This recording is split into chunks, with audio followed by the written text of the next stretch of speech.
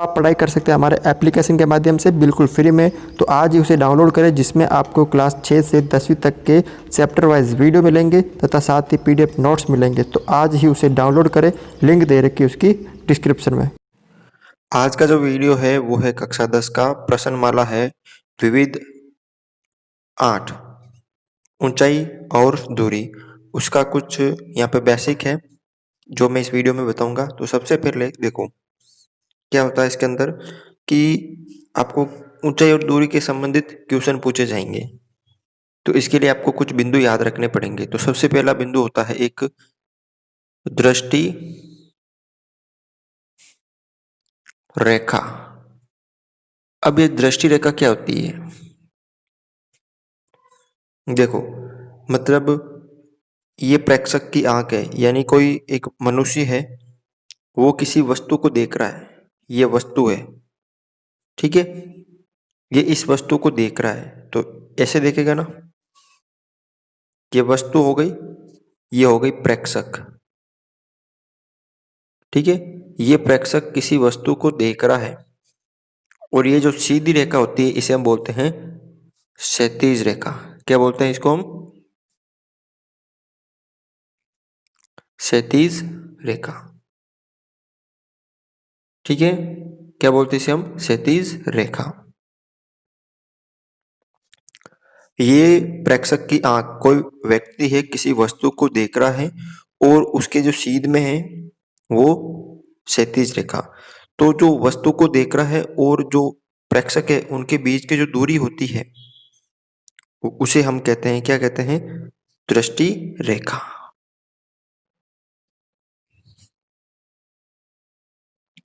तो यहाँ पे ये क्या हो जाएगी? यहाँ पे ये दृष्टि रेखा हो जाएगी। तो अगर इसको हम लिखें तो किस रूप में लिखेंगे कि प्रेक्षक की आंख से प्रेक्षक द्वारा देखी गई वस्तु को मिलाने वाली रेखा को दृष्टि रेखा कहते हैं। कि प्रेक्षक की जो आंख और प्रेक्षक द्वारा देखी गई वस्तु को मिलाने वाली जो रेखा होती है वो क्या कहलाती है? दृष्टि रेखा कहलाती है। अर्थात जब हम किसी वस्तु को देखते हैं तो हमारी आंख व वस्तु को जोड़ने वाली रेखा को दृष्टि रेखा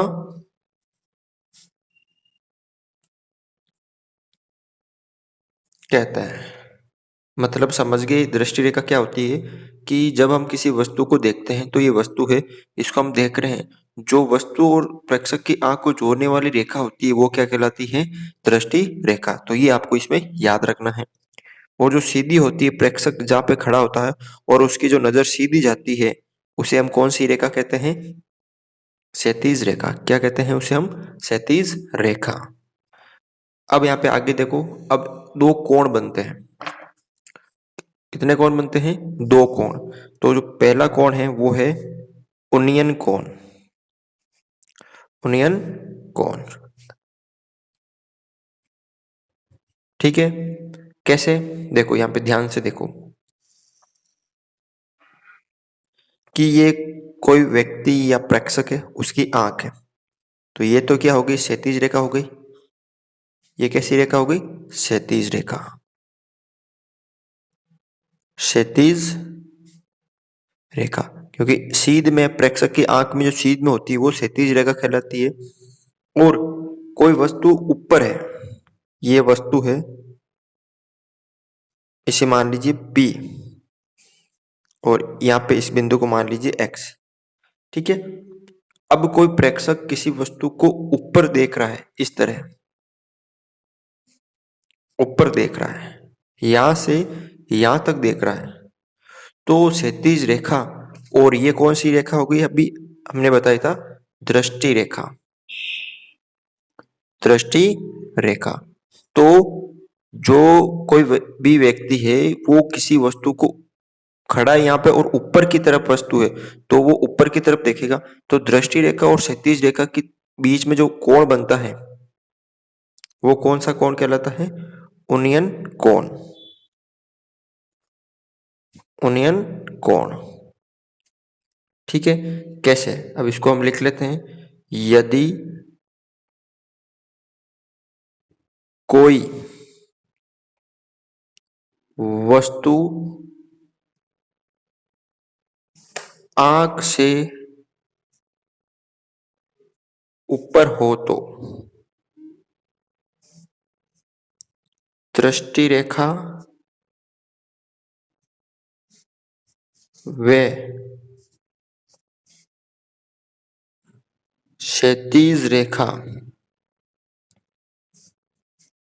के साथ या मध्य जो कोण बनाती है, यदि कोई वस्तु आंख से ऊपर की ओर हो तो दृष्टि रेखा क्षैतिज रेखा के साथ जो कोण बनाती है वे कोण कौन सा कोण कहलाता है, उन्नयन कोण या उन्नति कोण या उनतास कोण कहलाता है।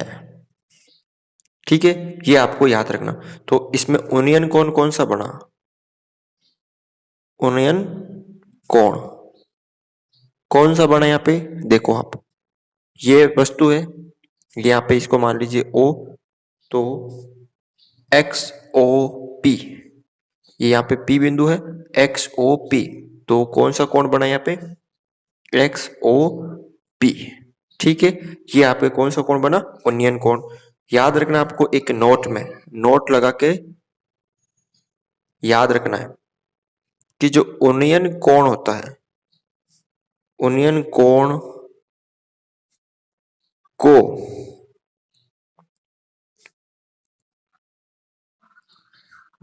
जो उन्नयन कोण होता है उसको वस्तु की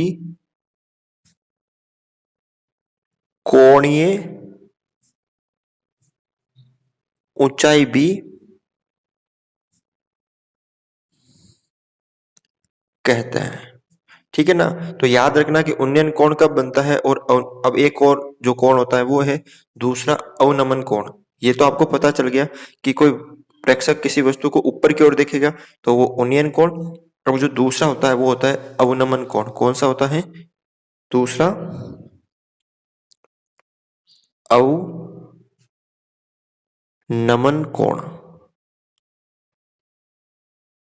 ठीक है, अब यहां पे देखो इसको ध्यान से,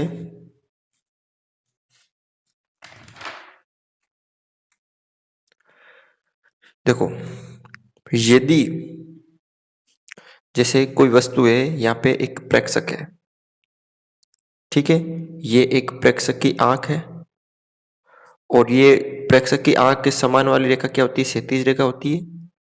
तो ये क्षैतिज रेखा, और ये क्षैतिज रेखा हो गई, इसको हमने दे दिया x। और एक कोई वस्तु नीचे की ओर है, ये वस्तु है P वस्तु, ये वस्तु क्या हो गई, नीचे की ओर है, तो ये आंख। तो कोई प्रेक्षक अगर वस्तु नीचे की तरफ देख रहा है, खड़ा यहाँ पे नीचे की तरफ देख रहा है, ठीक है ना, तो उसके बीच जो कोण बनता है, ये वाला कोण, ये दृष्टि रेखा, दृष्टि रेखा और क्षैतिज रेखा के मध्य बनने वाला कोण कौन सा कोण कहलाता है? अवनमन कोण। कौन सा कोण? अवनमन कोण।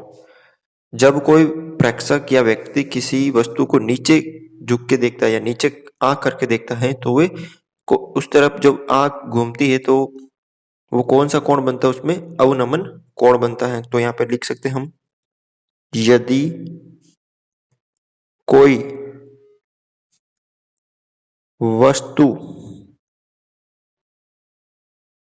आंख से नीचे हो तो दृष्टि रेखा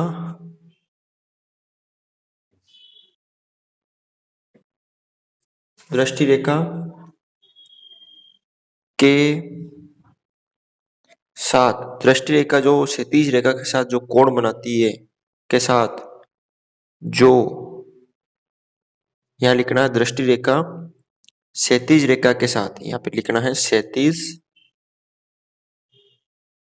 रेखा के साथ जो कोण बनाती है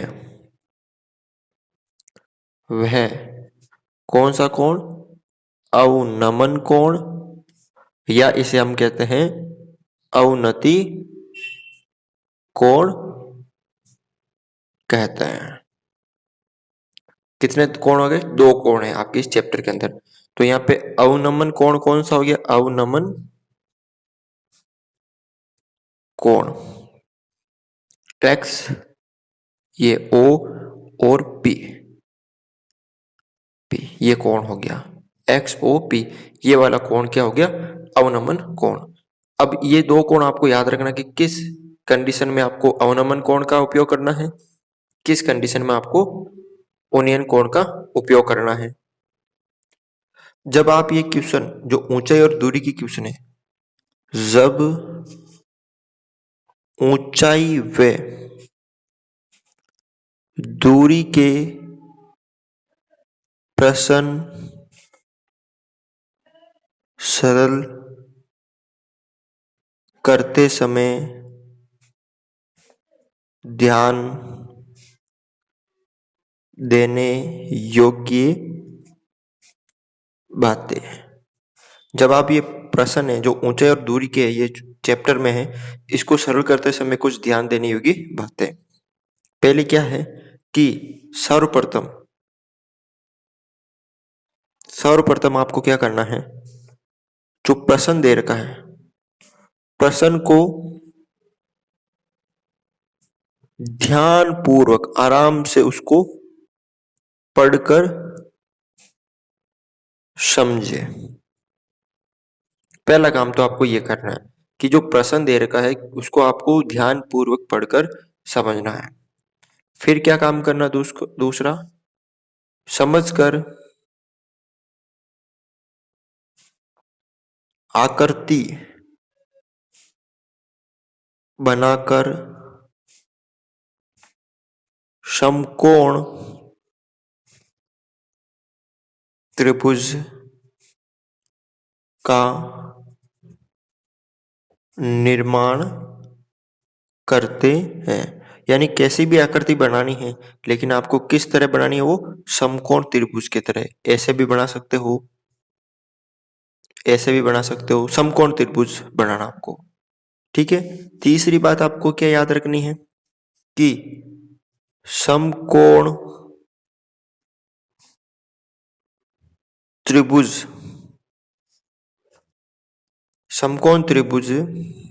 के ज्ञात कोण के त्रिकोणमितीय अनुपातों को, अब त्रिकोणमितीय अनुपात कौन कौन से हैं इस चैप्टर में? Sine, cos theta, sine theta और टेन थीटा, ये 3 हैं। ठीक है। अनुपातों को ज्ञात भुजाओं के पदों में व्यक्त करना। ठीक है। अब देखो कौन कौन से अनुपात है, साइन कोस टेन। अब आपको पता होगा, आपने पढ़ा होगा लाल कक्का, लाल कक्का जो सबसे पहला होता है वो किसका होता है, साइन का, यानी साइन थीटा का। दूसरा होता है वो किसका होता है, कोस थीटा का। और जो तीसरा होता है वो टेन थीटा का। जब लंब बटा कर्ण आ जावे, लंब बटा कर्ण आ जावे तो किसका प्रयोग करना आपको, साइन थीटा का। जब आधार बटा कर्ण आ जावे, आधार बटा कर्ण, तो कोस थीटा का प्रयोग करना है। और जब लंब बटा आधार आ जावे